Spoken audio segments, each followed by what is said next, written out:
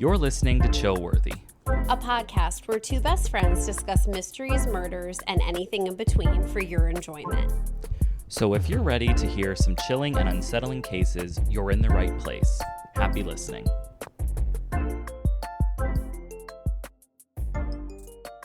Hello, everybody. Welcome back to another episode of Chillworthy with your hosts, Brent and Talia. Hi, everybody. So we don't have a bunch to chit-chat about today because we are doing these episodes back to back. So no books have been read, no shows have been watched, not since an hour ago when we did the first episode. You know what I could say? What is it? I think I already told you about this book series and not your cup of tea at all, but I did finish the second in the series that I could have mentioned in the last episode and I didn't. The Thursday Murder Club series. It's about the four people in their 80s or 70s. I remember you saying this. Yeah. The first one that I read last year, and I just read the second one. And the first one I gave 4 stars. The second one, it was called The Man Who Died Twice. I loved it. I gave it 5. Shit. I know. I love this author and his writing style. It's so funny. Like, it's serious for sure. Very sad and just like introspective and, you know, brings up things about aging that just can be very heartbreaking. But I just thought this one was so clever and really sharp-witted, and I loved it. Well, I think that type of book is closer up my alley than like that Christmas on the Boardwalk or whatever you called it. For sure. You definitely know. You would not like those Ellen Hilderbrand ones, no. Yes. Christmas on the Boardwalk. The Winter Street series you're referring to. But, yeah, those are the Nantucket ones. But, so now back to the Thursday Murder Club series. I don't know if I want to wait to read the third one this year or wait for next year, which, who are we kidding? It's not my choice because I signed up for it on Libby, so it'll just be a roll of the dice of when it becomes available. So while you were saying that, it was reminding me of, and I don't think you ever did end up reading this book, but I said to you like that I think you should because, yes, all right, I'm going to make sure I have the right one. Let me mark it down. Because I still think about this book. I love books that you keep thinking about. I love when they make that kind of an impression. So this book was by the author the other book that both of us did read. I'm thinking of Ending Things. Oh, that book. You know, that book was nuts. Ooh, a wild ride. Mm-hmm. Very unsettling, one would say. And you couldn't even put your finger on why for quite a while. I mean, it was so well done. Iain, Reid, R-E-I-D is the author. R-E. Oh, okay, yeah. And it's called We Spread. We Spread. And it came out in 2022. And it's a book about an elderly woman who goes to live in like an assisted living facility. Sounds extremely depressing. But it's like the facility is like a smaller scale one in like the wilderness. And you just have no clue what is going on. And so I love how sort of vague this is. And right, because I can't really say much more than that, but it's got good reviews on Goodreads, 3.76. It's something else. So, yeah. Well, thank you. Mm-hmm. I'll see on Libby. Let's just do this right now quickly. I wonder if it's like insane wait or available now. Oh, it's available now. Wow. Oh, several months wait at one library, 10 weeks at another, no copies at the third, and the fourth, one copy is available. Whoa. So you're grabbing it? I don't know. Should I? I don't know. One of one. I think I'm going to do it just to have it. You've got a whole new reading nook to explore. I know. Cozy Rosie. Is it scary, though? I wouldn't say that. Well, I like that you described it as you don't know what's going on. I love being knocked on my ass, as you know, with books. But when you described, the age of the woman or the general age range of the woman, it scares me and makes me think of that movie that terrified me. Oh, The Visit. Yes. And the grandmother was like literally running on all fours like a tarantula. Yeah. Oh, that's where my mind goes. That's one hell of a scary movie, but I didn't get those vibes from this All book. right. Thank you. So Good. all right, so let's jump into today's case. This is the disappearance of the Fort Worth trio. Fort Worth being a town in Texas. Right. So, all right, so let's start with the town. So Fort Worth, this happened back in the 1970s. So during that time, this town had a very like small town feel. It was like growing a lot, but it was still very, a lot of quaint. people knew one another. Yes. So it was much smaller than Dallas, but it was still like economical, and it had a cultural hub within Texas.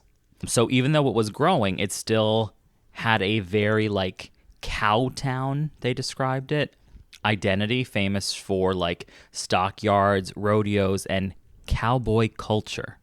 What's a stockyard? Like Isn't that livestock? where trains are? No, I don't think it's a stock market. I said livestock. Oh, livestock. I thought you said where you buy stock. I don't know. I thought stockyards were like where trains park, but maybe you're right. Well, I'm just thinking if it's cow country or whatever you just said. You're right. I don't know. I might not be. Well, I don't know. Yeah. And in the 1970s, not just in Texas, but in general, the big thing to do was like hang out at shopping malls. Oh, I remember those days. Did you enjoy that? No. I really wasn't a fan myself. I was never a major fan of malls. They were fine. I liked the fountains. They smelled nice. That nice pool chlorine smell. Hell yeah. Were you a penny thrower? Yeah, sometime. Yeah. I had a friend years ago, and I remember a story where her mother, now we were older by this point. We were probably like 12-ish. And her mom told this story how she, my friend, and the father all went to the mall one day. And my friend was probably like 4-ish, 3-ish at the time. Maybe not 3, maybe 4 or 5, something like that. And the mom went into a store, told the dad to watch my friend, and came back to the friend swimming in the fountain. And it was winter time. And he had no clue. Well, I'm glad he was keeping an eye on her. Right. Safety first. Yeah.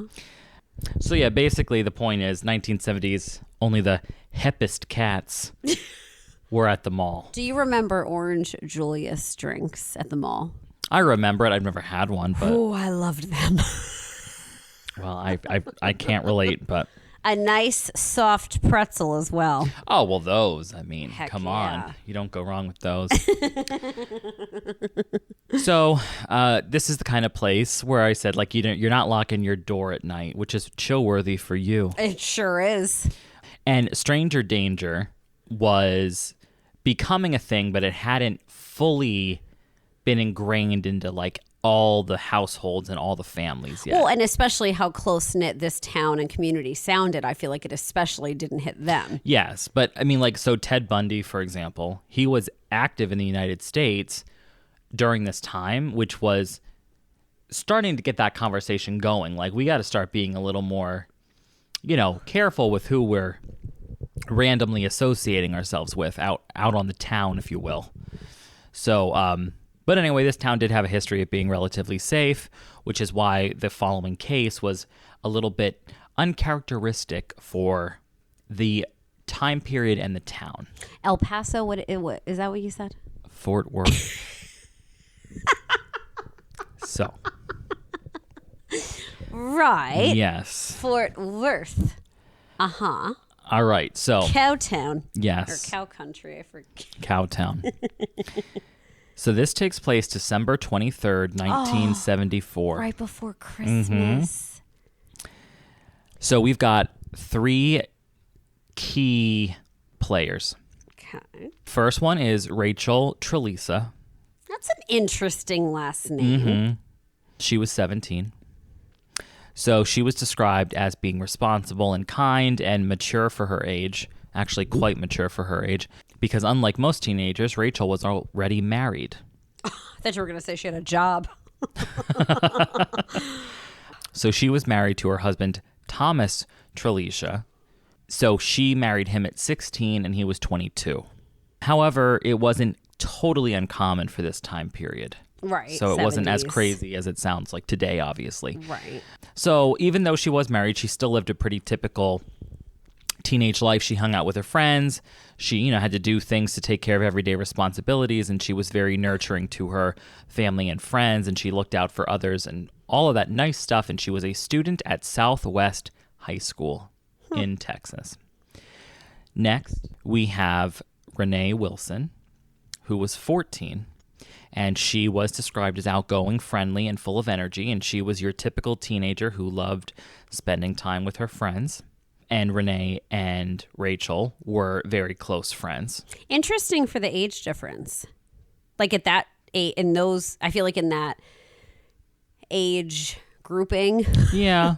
that's like, feels like they're so far apart in age when they're really not. But I feel like, because that's like essentially a freshman and a junior. Potentially senior. I do get it, but... And then just to add even a stranger age into the mix, the last person involved was Julie Moseley, who was only 9. And these were not siblings? No. All right. She was the youngest of these 3 girls, and she was described as sweet, energetic, and an adventurous child. So here we are. We're going to start in the morning. So Rachel was getting ready to do some Christmas shopping at the Seminary South Shopping Center, which is now known as La Gran Plaza. Last minute shopping. Well, and it was last minute shopping, but for a reason that wasn't necessarily her fault. So Rachel found out very, very last minute that her husband's son, who was not hers, he was married before this.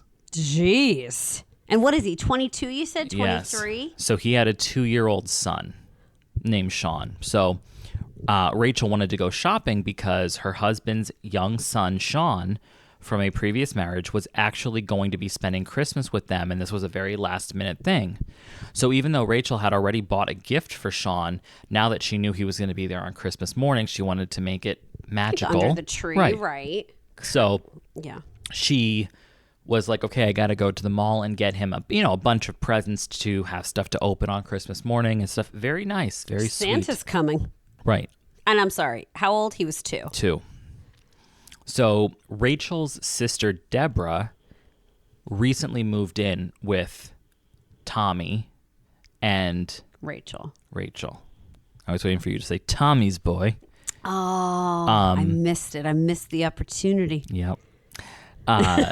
So she lived. It just brought me back to that scene. That's all I can see in my head right now. Oh, that's such a good scene. So she lived there with the 2 of them, and Rachel asked Deborah if she wanted to go shopping with her that morning, but apparently all 3 of them the previous night had been up to the wee hours of the morning, like 3 or 4 in the morning, playing canasta. Wow. Till Right. 3 or 4 in the morning. Right. And Were so they boozing? I would assume, but I Right. don't know. And Deborah was like, no, I just want to sleep in.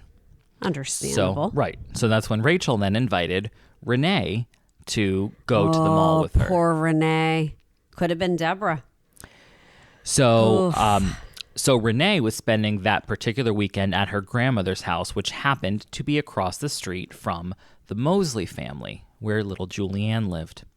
So the Moseley family, living in the house, I guess, was single mother Rayanne, her 3 children. So she had a 16-year-old son, Terry, an 11-year-old Janet, and a 9-year-old Julie. So Renee, who was across the street at her grandmother's house, was dating 16-year-old Terry across the Oh, street. so then his little sister, Julie. Yes. Right? Yes. Julie, yeah. So while Renee was like, yeah, I'll go shopping, she did make sure to say that she needed to be back by 4 o'clock because her and Terry were going to go to a Christmas party and she needed to get ready for it. Not to be. So now Julianne is over at Renee's grandmother's house with Terry, hanging out with Renee. And she hears that Renee is going to go shopping at the mall. And she gets excited and asks if she can go along. Oh, no. And Can I just stop you? And I think I've said this before on these situations. It's insane how if this didn't happen, if Deborah had said yes, 2 lives potentially would have been spared, or at least not disappeared. Granted, Deborah may have then disappeared with Rachel. But you know what I'm saying? Like, I do. I think everybody does. It's just called crazy. The domino effect. Right. And like what could have been avoided, and just with like a quick, hey, let's like shifting of events and such minute details leads to your freaking disappearance. I mean, you're not wrong. When you're right, you're right. It's heartbreaking. So Julianne asks if she can go. Terry was also invited then by Renee, but he was going to go to another friend's house. So he didn't go, but Julianne asked her mother if she could go, and although her mother was hesitant... Oh, that poor mother. I know. That poor mother. Her mom did say, yes, you can go as long as you're home by 6 o'clock, which of course was not going to be an issue because Renee needed to be home by 4 o'clock, so... Everyone wins. Right. Except nobody did. So now it's around 12 o'clock.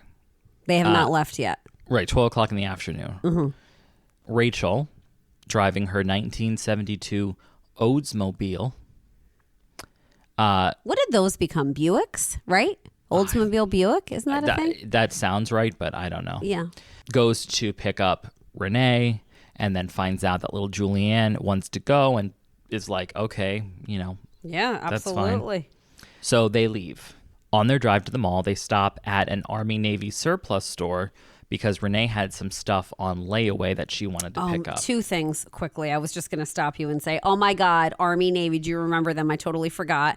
Secondly, holy shit, I totally forgot about layaway. How insane. This feels like we're talking surreal.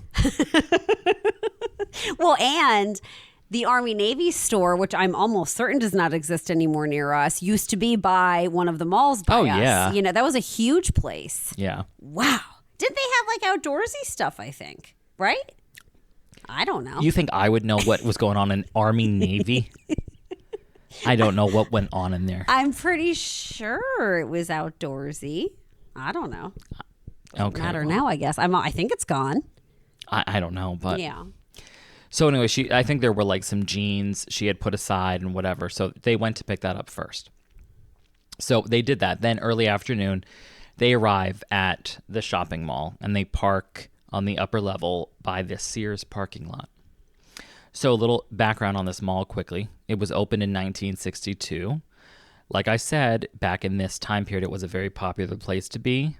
But because of also the time period, security cameras weren't really commonly used as surveillance technology yet.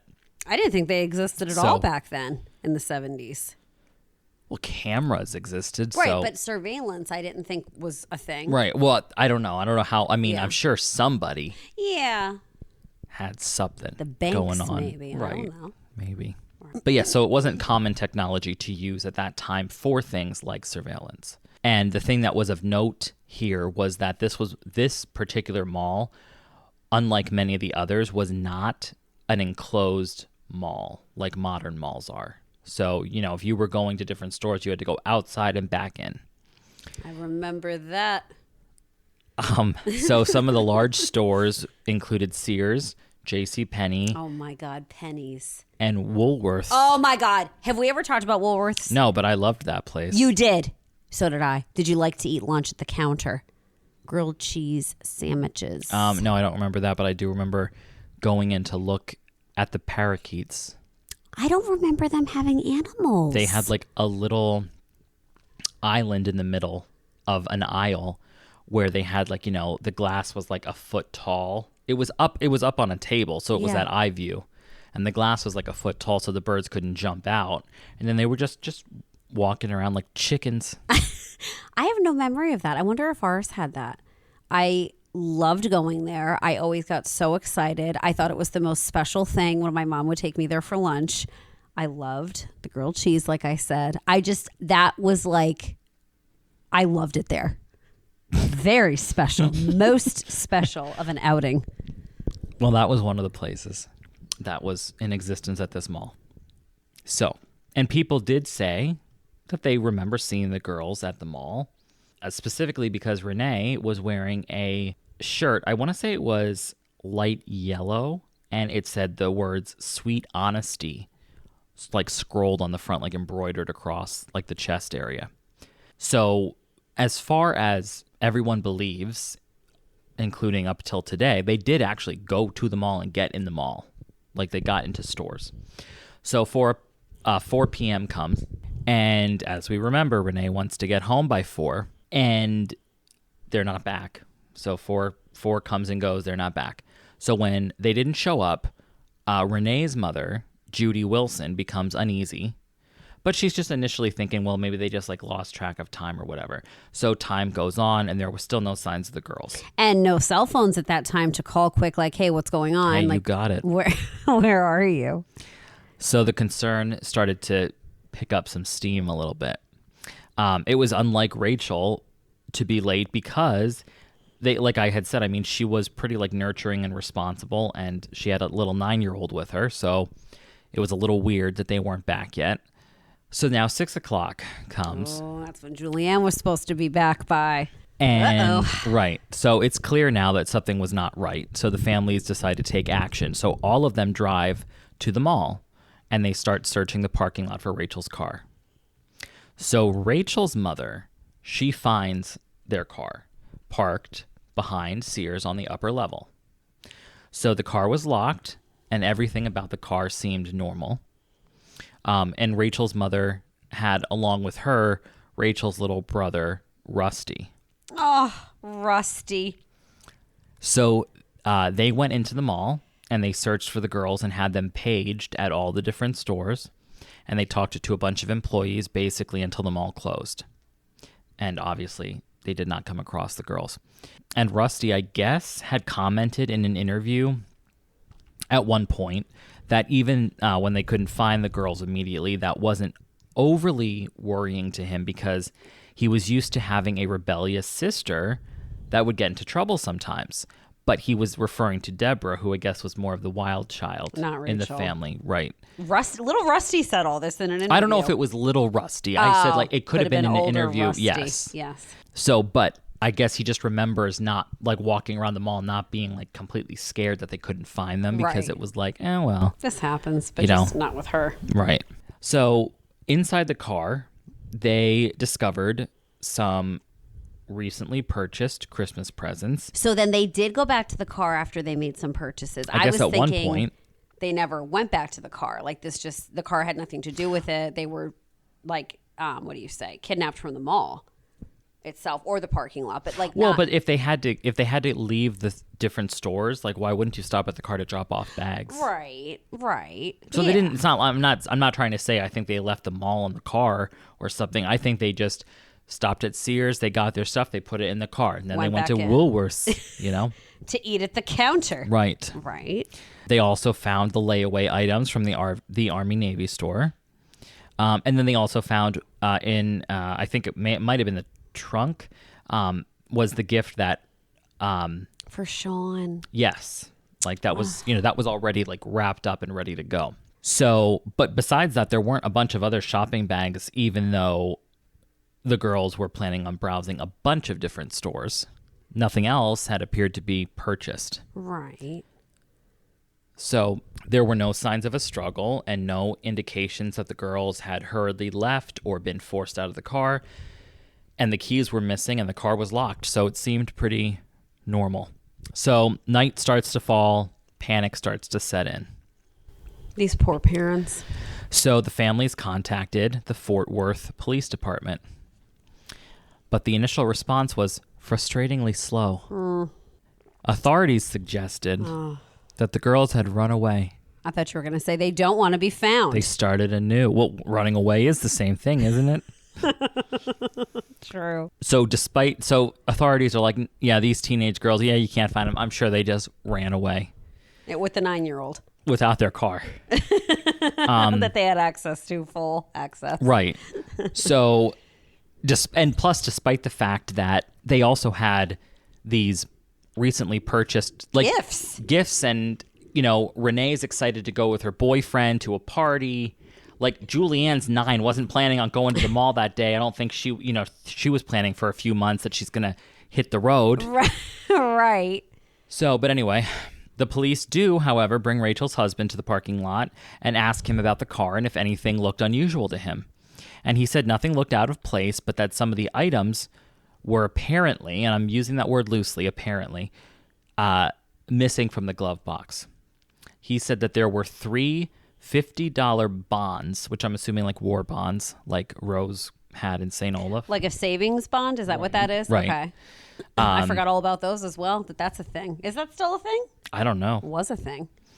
And there was also a copy missing. He was saying a copy of his parents' will that was missing that was in the glove box. Odd place for that to be kept. Right.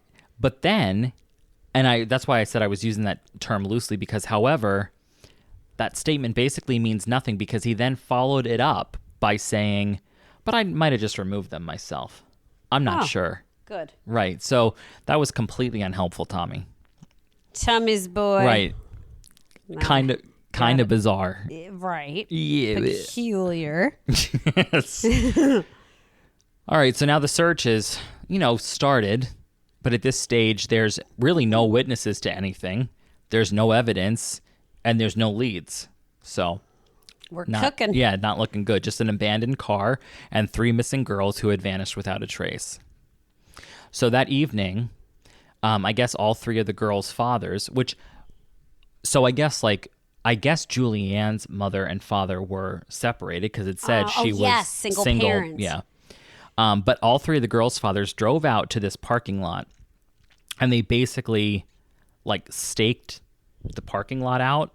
To see if anybody came to the car. Right. Like they parked farther away. Good for them, these guys. Watched the car all night. And just in case something funny happened, they did bring a shotgun with them. Jeez Louise. Kept it in the car because they wanted to be prepared. Well, and honestly, nobody else is doing anything, i.e. the police department.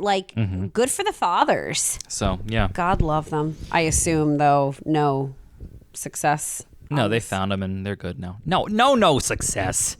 I meant, I don't mean, did they find the girls? I mean, did they shoot somebody? No. Did anyone roll up to the car that night? Any weirdo characters? No, nobody. Fine.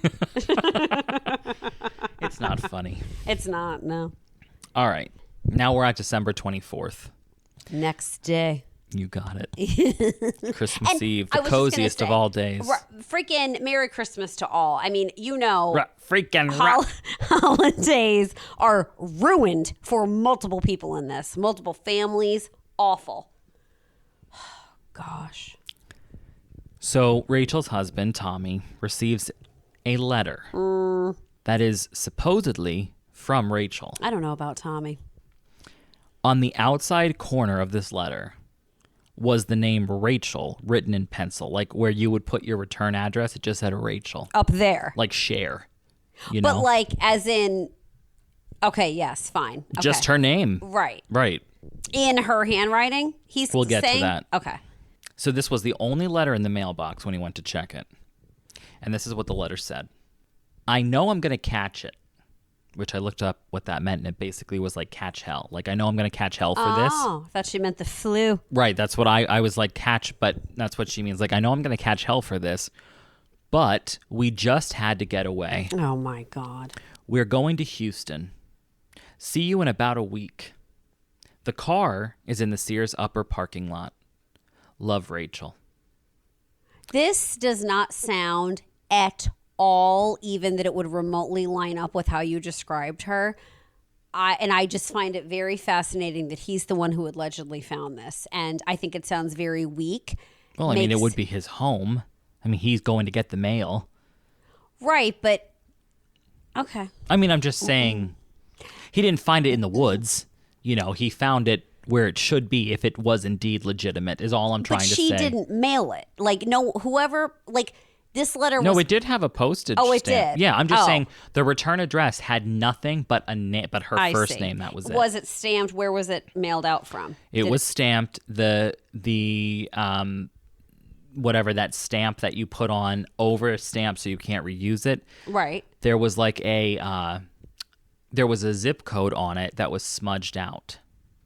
Convenient. Right. Most convenient. The letter was addressed to Thomas A. Trlica, but she never called him Thomas. She always just called him Tommy. Tommy's boy. So handwriting experts, including those from the FBI, they later analyzed this letter, and the results were shockingly inconclusive. Damn. One of the things, though, that did stick out on the letter was that when Rachel wrote "Love Rachel," at the end of the letter L at the end of Rachel had a tiny loop that made it look like it was an E, and then somebody went back over the E and made the loop go higher to make it like an L. So I do that sometimes with my own name. Well, good. Now we know. Right. Not with the letter L, but with the A.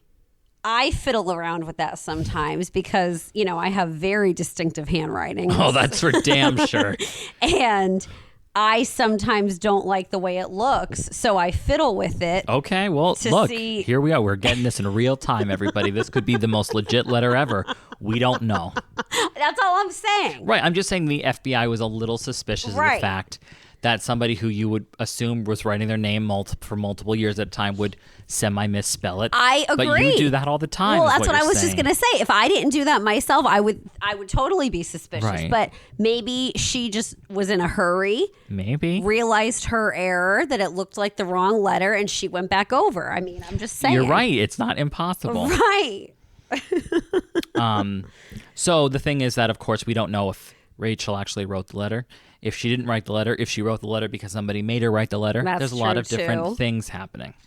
Under duress. And of course, like I said, the other thing was that she addressed it to Thomas, which is something she never used that name. So.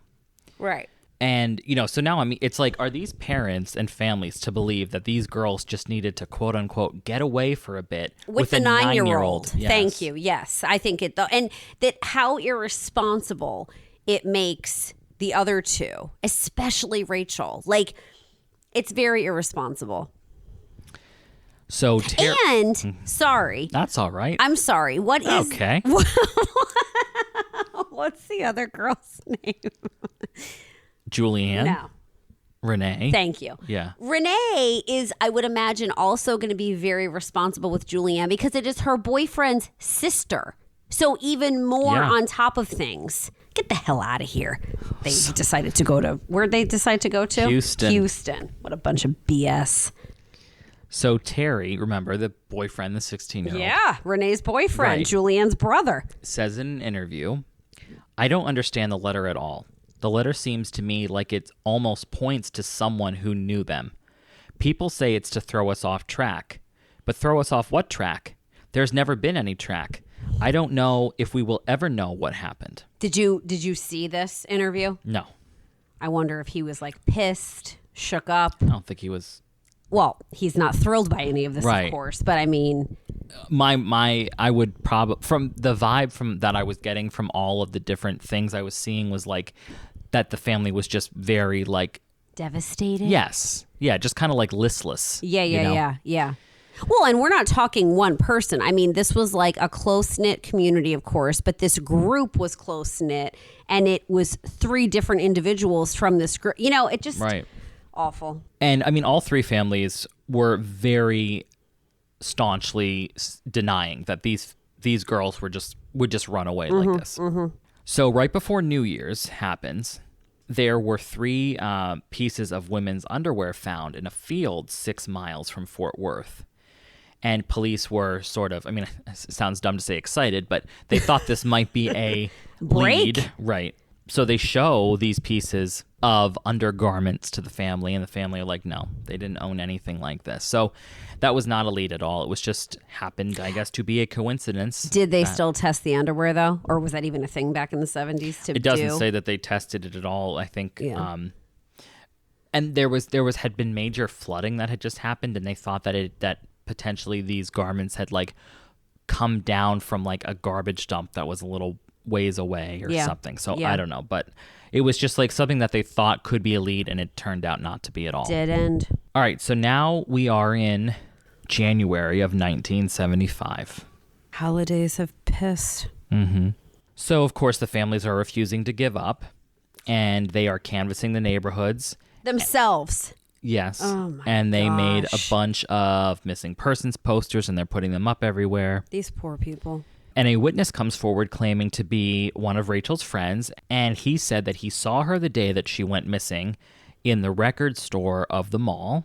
All right. And they spoke briefly, and this witness noticed that she wasn't just with the 2 other girls, but there was also a man with them.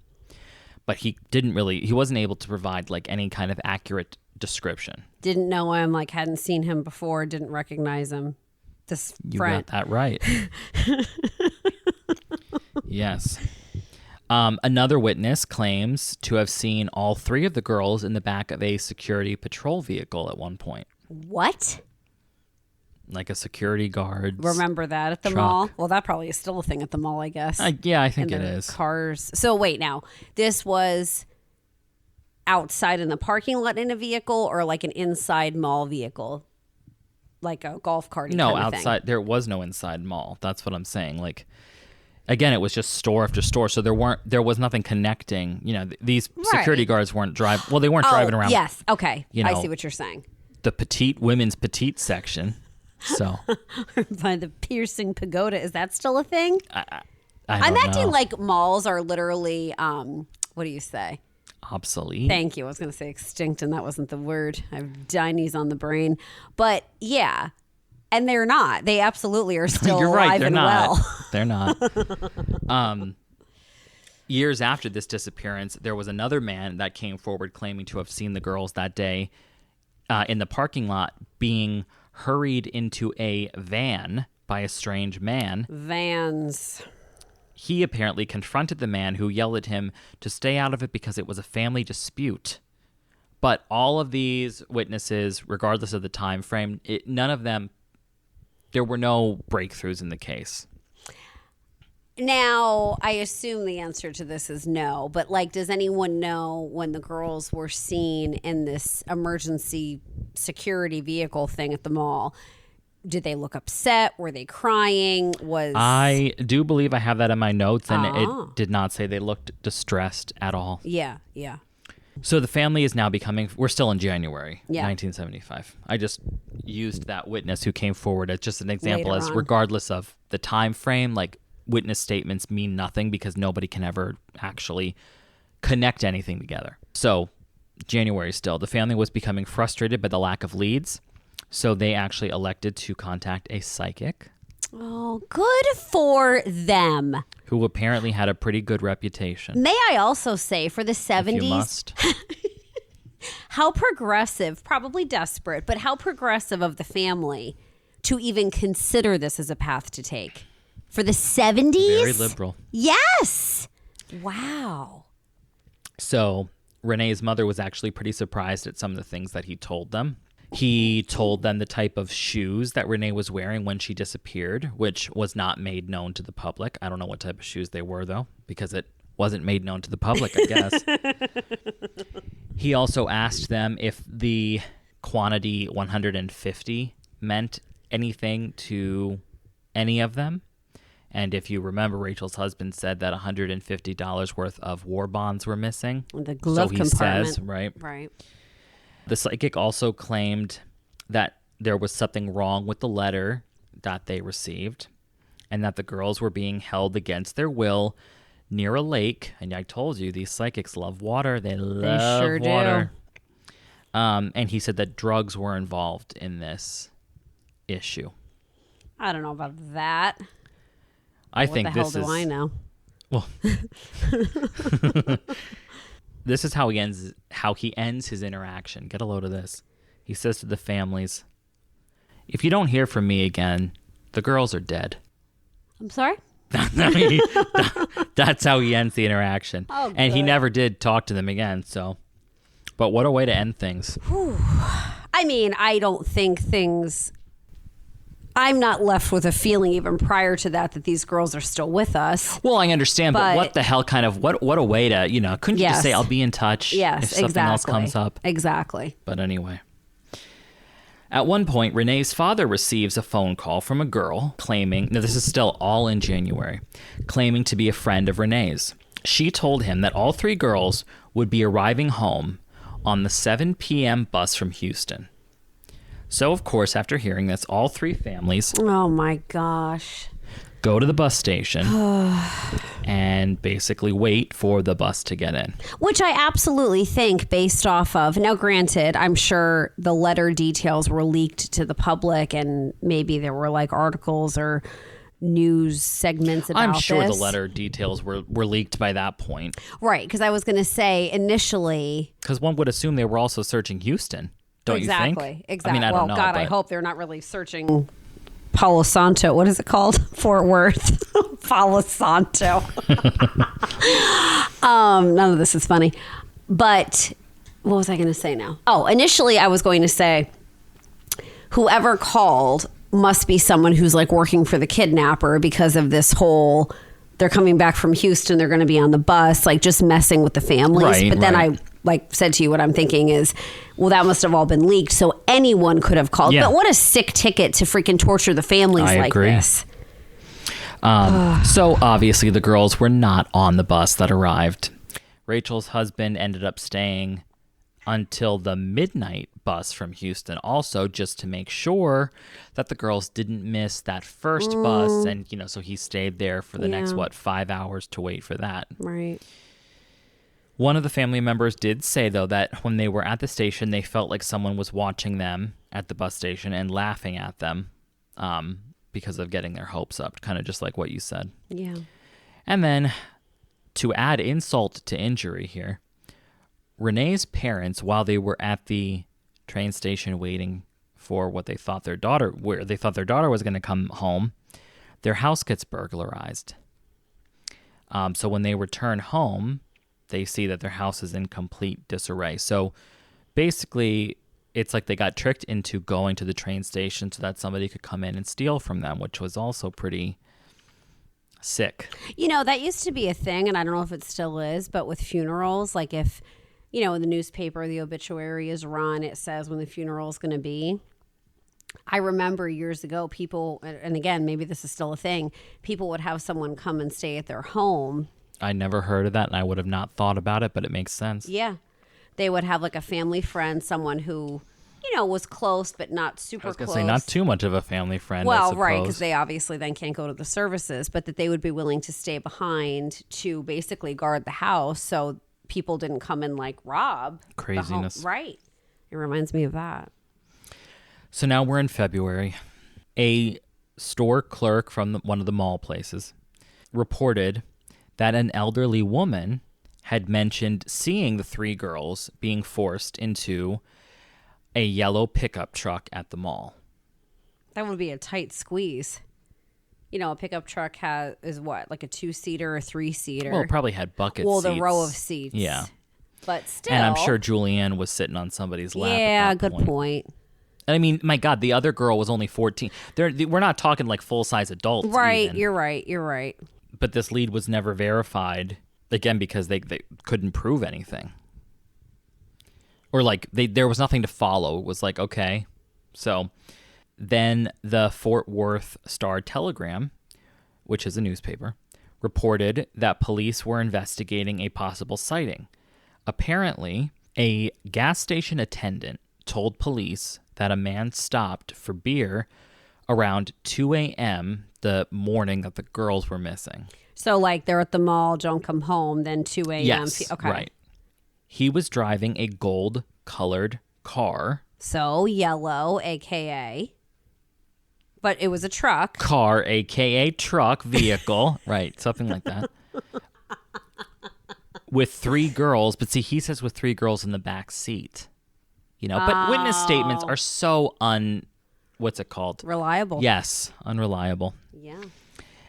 As they drove away, he says one of the girls dropped a piece of paper out of the window. Help. And the cashier ends up going to get it, and he sees that it's a missing person flyer with the girls we're talking about on the flyer. Now, who knows if those girls in the car were the same girls, but he says they dropped this flyer with the Fort Worth trio on it. That seems a little convenient. I kind of agree, but there was but I guess it happened because there was an address written on the back of it. I'm saying I think it's convenient that it would be other girls. Like I feel like it has to be these girls. Like what the hell are the odds? I don't know. Or the Statistically statistics, speaking. right? I don't know. But the address on the back was 1714, the letter A, the number 9, then initials RM Boulevard. So, unfortunately, there is no such street as this. Police looked into it. Like, there is no street of that name. The police did, however, take the gas station attendant and drive him around a few streets that had similar names.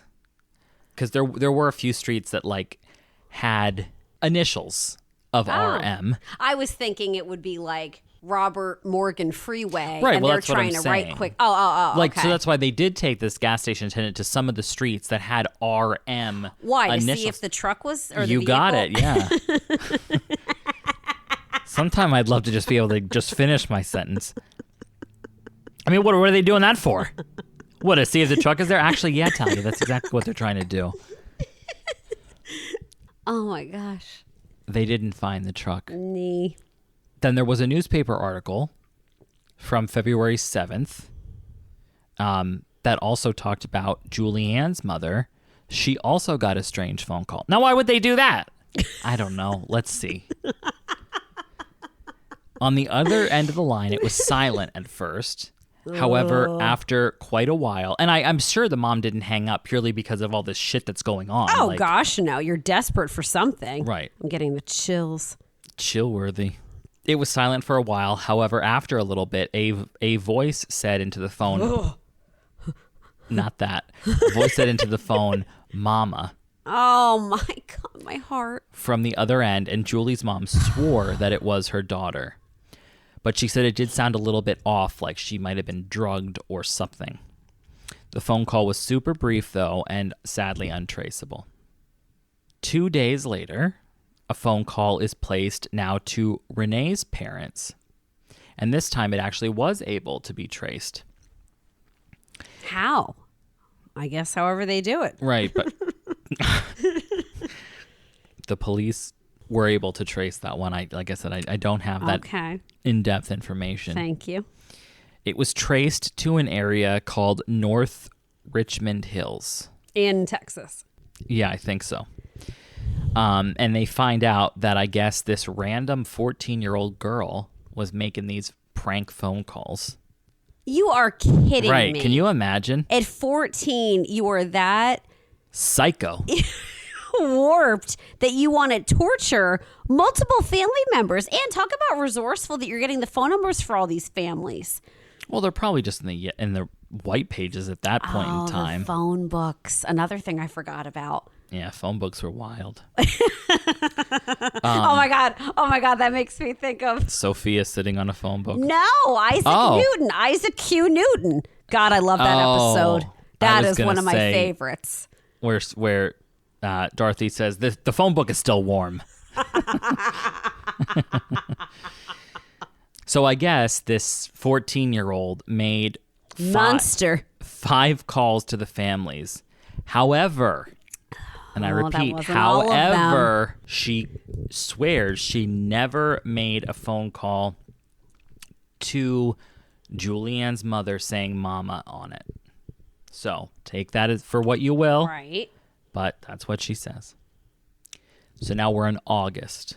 So the families hired a private investigator, John Swam. Albany. I wanted to say Swami, but From it's The not. Office. Oh, Dumb and Dumber. A lot of nice references. John P. Albany. While he was investigating, he discovered that there was a man making obscene phone calls to young women, I guess, in the area, including some of the young women who had applied for jobs where Rachel had also previously applied. So I don't know if that meant he was like a hiring manager and we're getting these phone numbers or what. I don't know. But once again, this lead led to no breakthroughs at all. So now we're in 1976 through 1979. Jeez. So this private investigator gets a tip-off that the girls' bodies could be found under a bridge in Port Lavaca, Texas. How far away was that from? I do not know. Yeah. I don't think it was far, but I would say a couple hours. And I guess the police searched in the spot that they were given because they said it was like under a specific bridge and the water was very, very heavy. And like the flow of the water, I'm saying. They Like searched, rough waters, you mean? Yeah. Yeah. And they searched for like 10 hours. No evidence was found under the bridge. So now we're just going to take a little sidetrack for a second because I'm not saying this is imperative to the case, but it's damn interesting, in my opinion. Sounds lovely. Yeah. Is it a video we're going to No. watch? No. It's just, I'm just going to give you a little bit of facts about Tommy. I called it if he's up to no good. So we're in April 1976. Tommy files for divorce from Rachel under the grounds of abandonment. He wants to marry someone else. His third marriage. What is he I literally freaking- in my notes have, but listen to this shit. Hold on to your nips. So Tommy's history. Tommy, like I told you, was married at before 12. Rachel. Right. Before Rachel to his first wife with whom he had his son Sean. Tell me she went missing. I'm not going to tell you that. And of course, Sean was going to be spending Christmas with them. Like, so, Right. you know. So he divorced Sean's mom. And about 50 days later, he marries Rachel. 50 days later. But if you can believe this, in between divorcing Sean's mom and marrying Rachel, Tommy also had the time to be engaged to somebody else. Who's got the time? Tommy. Right, actually. Yeah. Well, he's a busy little bee, isn't he? He certainly is. Where's he- she at? Living with him. It was her sister. It was Deborah. So Tommy divorces Sean's mom, gets engaged to Deborah, then drops Deborah and gets engaged and married to Deborah's younger sister, Rachel, all within a 50-day time span. I've been so quiet because my mouth is gaping open as he's saying liked all it. of this. I have in here, wowie, wow, wow, wow. a very well played Gigi's reference. Good job. Now look, that doesn't make him a murderer. No, of course not. But it's insanity. Oh, it is. It absolutely is. And that, I mean, I guess what I expect these people to do, but obviously everyone knows this. Like, this isn't Oh, like, everybody knew. right. But now, riddle me this. When this happened with Rachel going missing, he files for divorce, you know, due to her abandonment. How dare she? Did he then get back together with Deborah? No. Was he allegedly with her this whole time? Did he marry someone else? Neither. He was not. He didn't get back together with her, and he wasn't with her the whole time. They had both said on multiple occasions that their very short, brief romance was nothing serious. Fleeting. Right. So Deborah claims, you know, it was well over, I don't know how well over, it could be within 50 days, but it was over, you know, she wasn't pining after Tommy or vice versa. You know, like they claim it was just not a big deal, is what they're saying. Which I suppose happens. I mean, I don't know. One could imagine. Doesn't make him look good. No. But just so you know, we're not quite done with Tommy's timeline of marriages. Oh, my God. So that December, when did I say? In April, he filed for divorce. That December, Tommy is remarried to another young lady, another 17-year-old, named Josephine. He likes that age. But by next June, they two were divorced. Next June. Right. So 6 months. Now, this one, though, throws me for a loop. Again, he remarries. Are you joking? He remarries a 24-year-old Older. named Ruby. Oh, Ruby. Oh, I'm sorry. This one isn't the one that throws me. He married a 24-year-old named Ruby. They also get divorced. How soon? Well, what does it matter? I was going to say, I don't even know Whatever. about that one. Who cares? Then he gets married again to his last wife. I don't even know her name. I can't keep up. But this last wife, they were married for 40 years. So I don't know what any of that means. What that says about being married, 6 times before the one. I guess it gives some people hope. But that's one hell of a wild ride. Wow. For little Thomas. Very fascinating life he led. I'll say.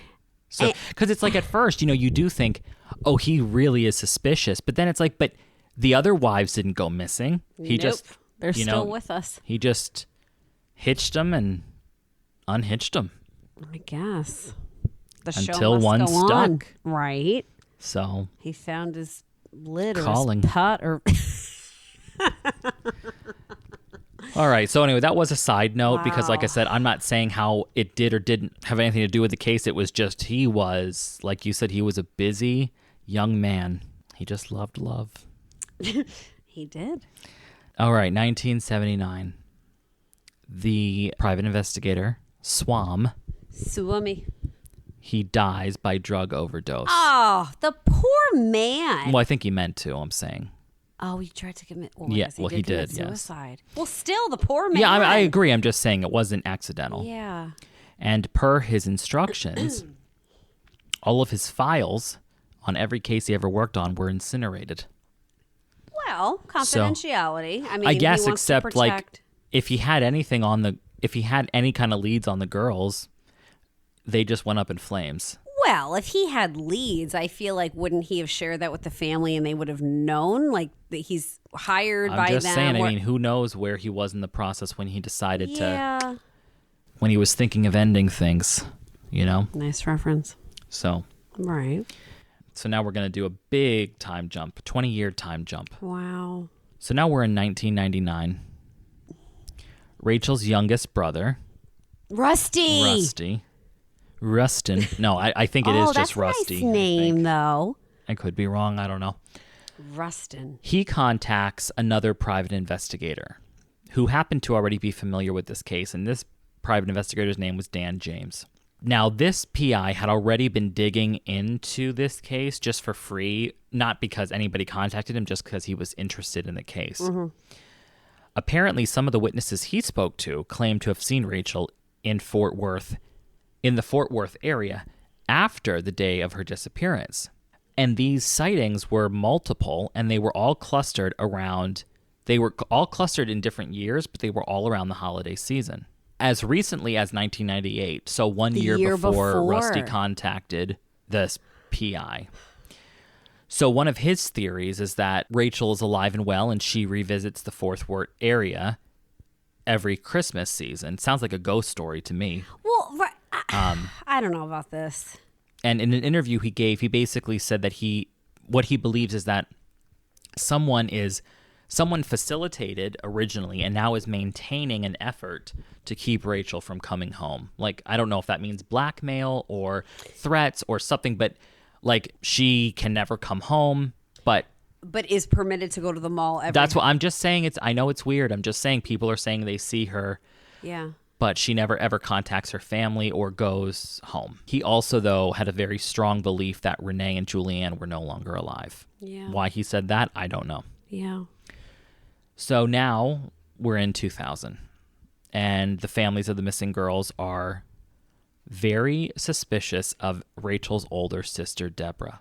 You're kidding. So Deborah fully didn't. Well, if you remember, though, she was supposed to be a wild child and a troublemaker. She also And was checking supposed up. to go and didn't. Yes. Which I did not think of until just now. Like, that could have been nothing. It could have been. They were playing canasta. She was tired. So the families, I guess, they wrote this open letter, like a public letter, to Deborah, because I guess they had all been estranged by this point. The families? Yes.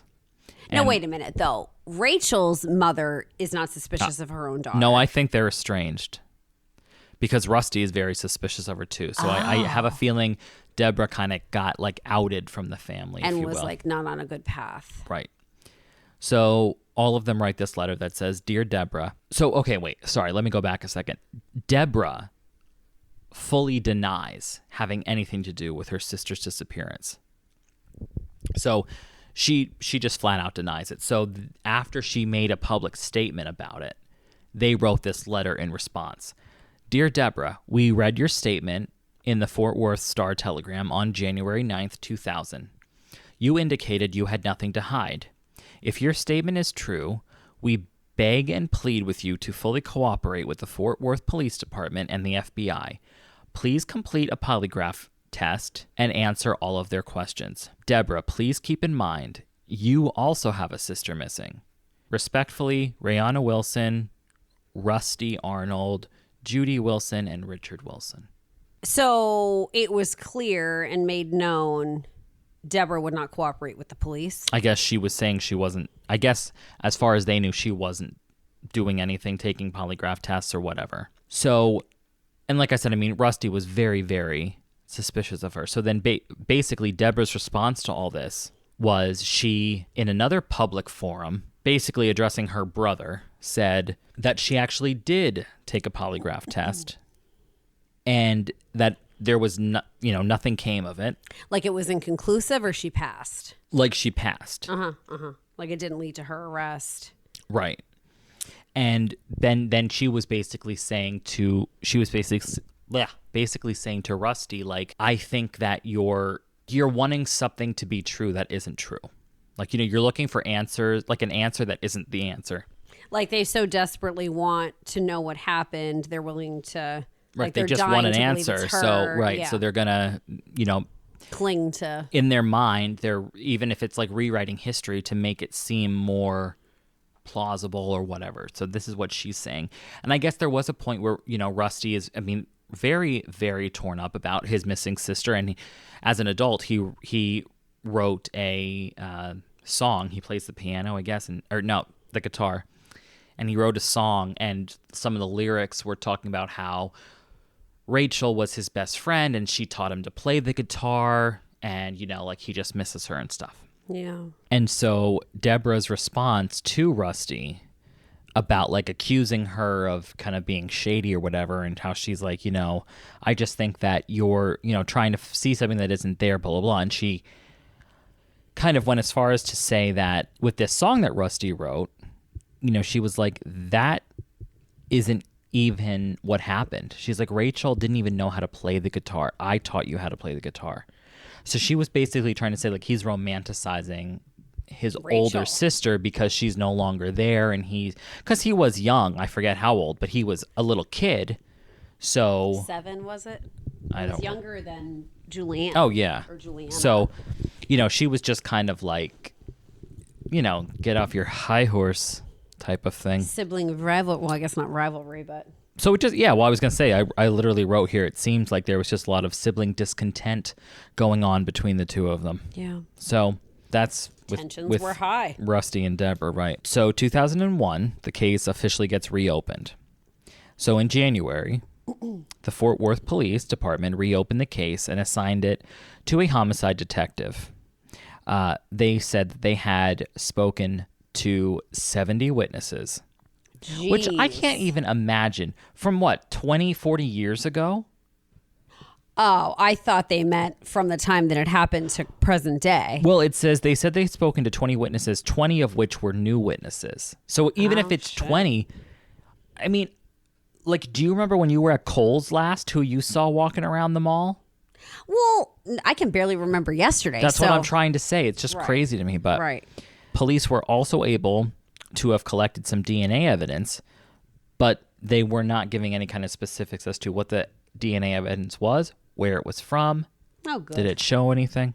But this homicide detective suggested as a theory that the girls likely left the mall with someone that they trusted and believed that more than one person was involved. I didn't think of that. Well, to wrangle 3 people, and I forget if I said this while we were... Unless they were just going willingly, so... Right. So after the case had been reopened and looked into, with, when this was happening and they had these interviews with all these witnesses, one of the prevailing stories that continued to come up over and over from witnesses was that these witnesses reported seeing the girls in one of the mall security guards' trucks, which that elderly woman did say that all the way back then. Were there any mall security, like family members or friends, like who had that job or who? No. Yeah. But apparently the police were able to actually track down this specific security guard who they thought was, who was basically like seen with the girls. And he said he never saw him. So they moved on. I guess that was it. So then they had the wrong security guard, which if that's the case... Maybe the witnesses were wrong. He didn't see them. Oh, and we just dropped it there. Right. Okay. No, I don't know how much they pressed him, but that didn't go anywhere, let's just say. And not that that means anything, but it does seem to be pretty weird that story kept creeping up. Mm-hmm. But and I'm thinking, in the 1970s, right? 3 girls, all under 18...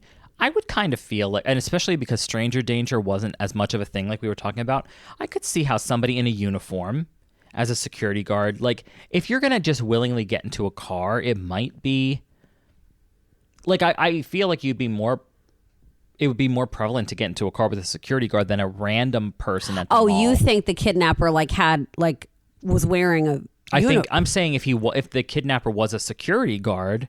Oh, like I thought you meant he was posing as one. I could see how these girls would be like trusting more so than just a random person. Yeah. And then I was also I didn't look this up, but I was thinking like I wonder if it was like raining or snowing where he was like, "Oh, I'll give you a ride back to your car. Get on in." Good call, especially the time of year. Could have been inclement weather. Like, you don't want your packages to get wet. I'll give you a lift to my murder den. So now we're in 2018. So Rusty has completely become engulfed in this case. This poor kid. Well, over not a kid and anymore. over again. Oh yeah, no, he's like a full-fledged adult. Yeah. In one of the interviews he was quoted saying, "I wish I had time to work. I don't have a life anymore."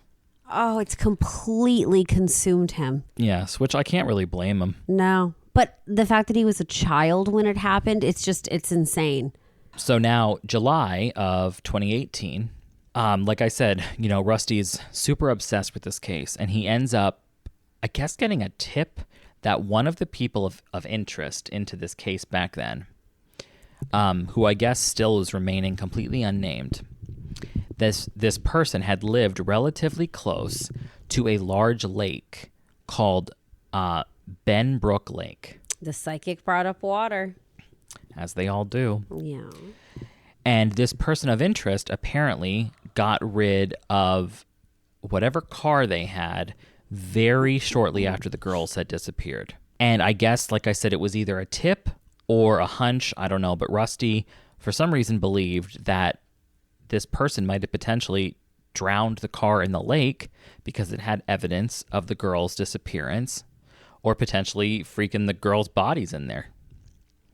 So, from what I gather, they ended up doing a fundraiser to raise $10,000 to hire a team of divers to look through the lake and see if there were any cars down there. And they did find cars, 3 cars. But unfortunately, every one of the cars had no leads or connection to any of the girls.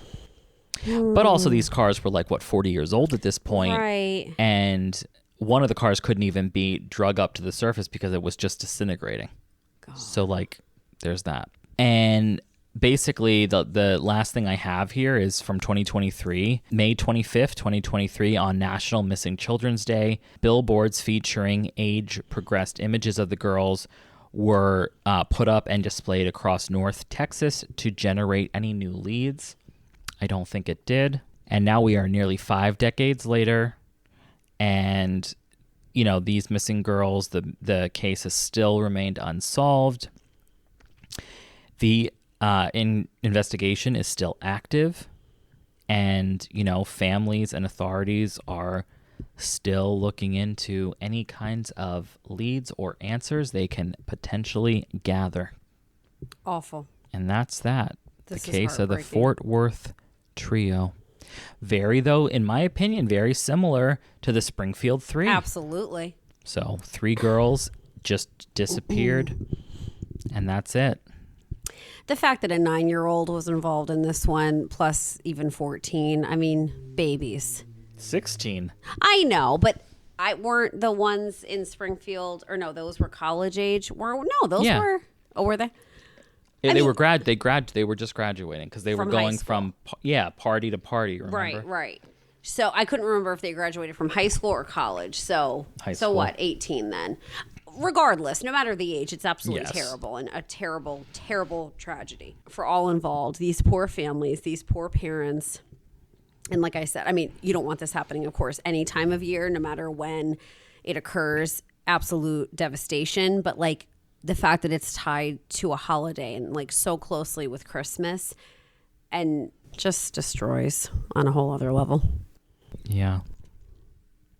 Well, good job. Thank you. Mm-hmm. Yeah, I don't know. I just am always fascinated with cases that happened so long ago, and then, like I just was saying, like you're finding new leads and talking to new witnesses. I don't even understand. I can't even conceive of that. Like you said, I don't know what I was doing yesterday. I know. And the idea that they're finding 20 new witnesses 40 years later, it's like, what do you do? Put up a billboard that says, hey, if you were at the mall at this time during Christmas and think you might have seen these girls, contact us. And maybe that is what they do. I literally have no idea. Yeah, like where are you finding these people? Well, and, you know, 2 examples that stick out in my head. 2 or 3. Because I'm thinking, unless something happens, at least in my head, I mean, I don't have a good memory with a lot of stuff. Other things, though, that are so random and like obscure, I have like a fantastic memory, and it's anyone's guess where each fall. But like I remember distinctly, this was back in college. I was at a restaurant with a friend, and playing Edward 40 hits. No, it was a much classier establishment. And we're eating. This is a very sad story. And okay. And this woman screams in the middle of this restaurant, and everyone in the restaurant froze. And she was on the phone, and she's just screaming, my baby, my baby, my baby's gone.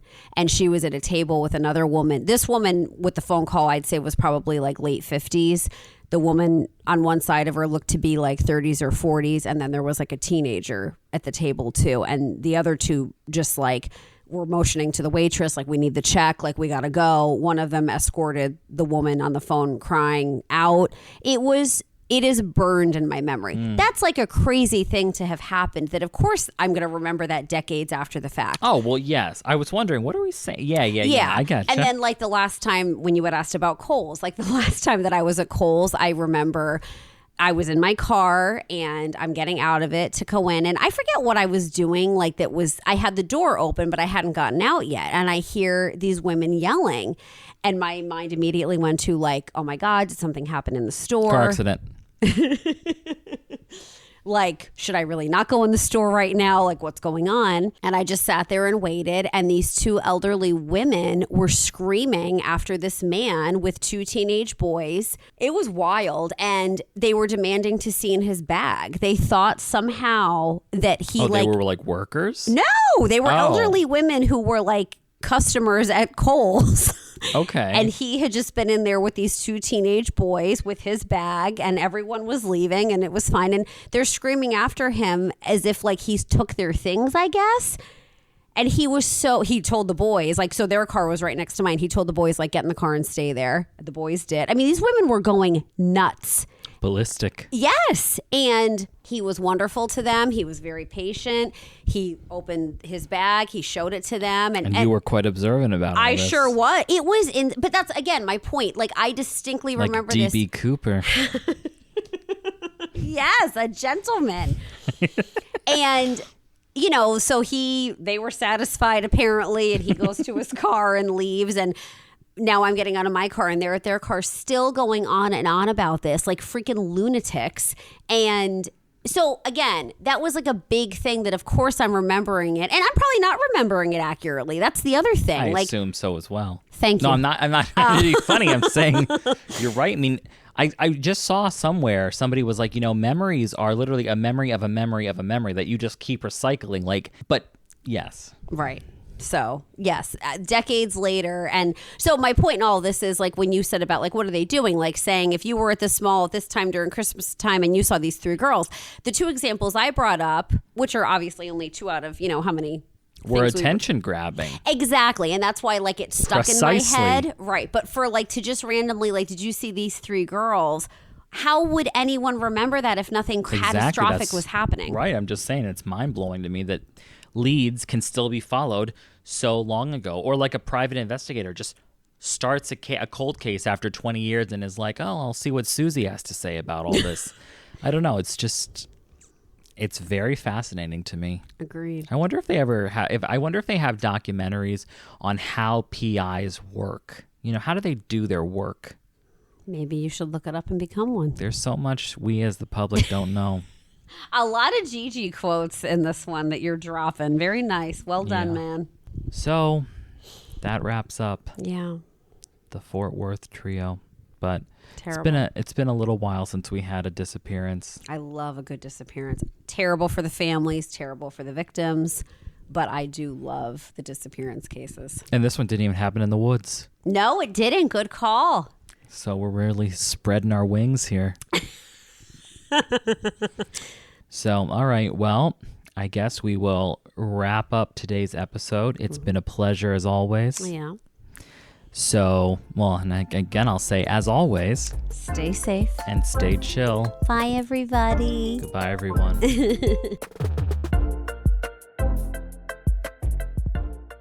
You've just listened to Chillworthy. Thank you for joining us on this latest episode. While we strive to keep our discussions engaging and lighthearted, we also wanted to take a moment to acknowledge the real lives and events that are at the heart of these stories. We try to approach each topic with a sense of curiosity and respect, fully aware of the impact these events have had on the individuals and their loved ones. Our goal is to honor their memories by keeping their stories alive and shedding light on the mysteries that surround them. If you enjoyed this episode, please remember to subscribe, rate, and leave a review, and don't forget to join us on the next episode of Chillworthy.